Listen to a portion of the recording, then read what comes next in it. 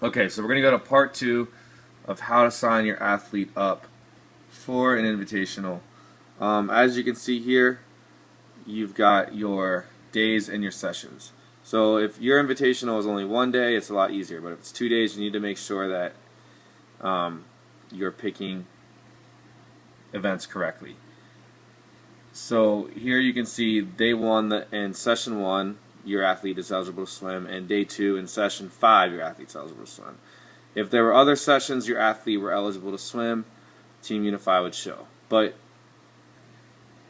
luckily for you, you don't have to sort through session 3, 4, 5, or 3, 4, 6, and so on. You only have to view these sessions that have your athlete's eligibility. So anyway, let's say you want to swim 3 events. Your entry limitations, as you looked before, specified you could only swim 3 events in session 1 and only swim 3 events in session 5. So you've got to pick 3 for session 1. So we're going to pick 3. And then we're going to go down here and pick 3 for session 5. Pretty straightforward. Please note that you cannot change the time. If the time is wrong, you have to email the coach. Earlier I said you could change the time manually, but you cannot. So please email the coach if the time is wrong, and he will change it, and that way it will not only be updated for the meet, it'll be updated in the computer system. So anyway, save changes, and now you are committed. One other thing to note, you can reference the meet info packet, and it will also show you, you just got to kind of scroll through and find the page. It'll also show you the sessions on here in case Team Unify is not clear, or you just want a broader overview of what's going on each session. It'll show you session 1, Saturday morning, 13 and over. These are the events offered.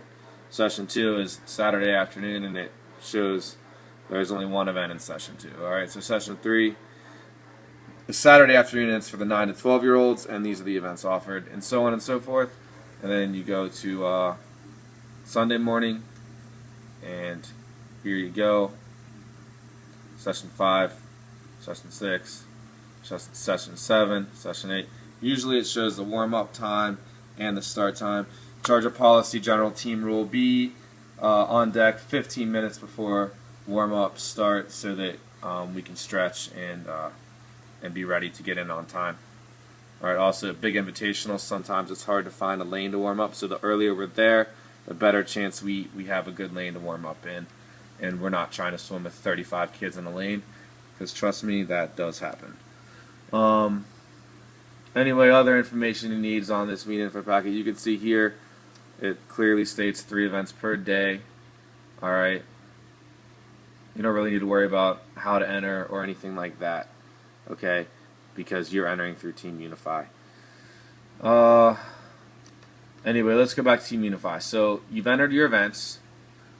Alright, the coach needs to approve them. Alright, and the coach is most likely not going to approve them until the entry deadline. So let's say you entered your events 2 weeks early.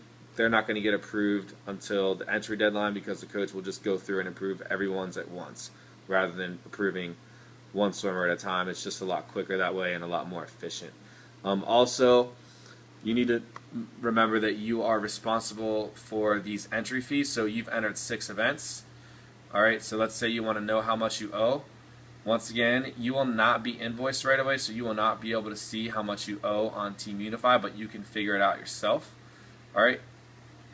And if you want to be an informed swim parent, I suggest figuring it out yourself so you know how much you're going to be spending on entry fees.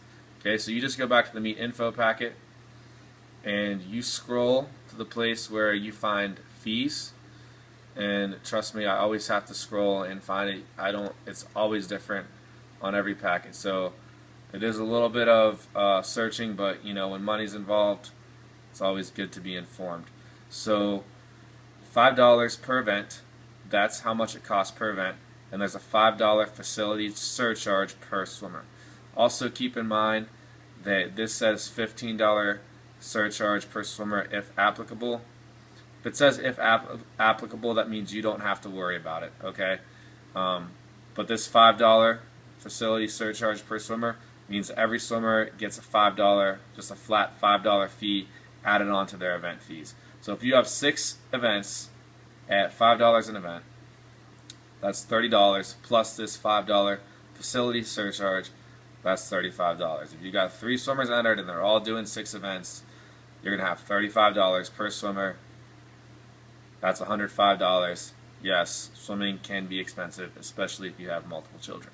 But once again, invitationals are optional, so you don't have to do it, but the option's there for people who want to take advantage of these meets. Anyway, so you can see here I'm committed. The coach is going to approve it. You're going to get invoiced, but now you're an informed swim parent because you know how much you're going to have to pay, and you could always take the bull by the horns and go ahead and pay early before you even get invoiced, and that way it's out of the way. Or you can just wait and be billed, whatever your preference is. So thanks for taking the time to listen to this and watch this, and if you have any questions, as always, please feel free to, please don't hold them back. Thank you.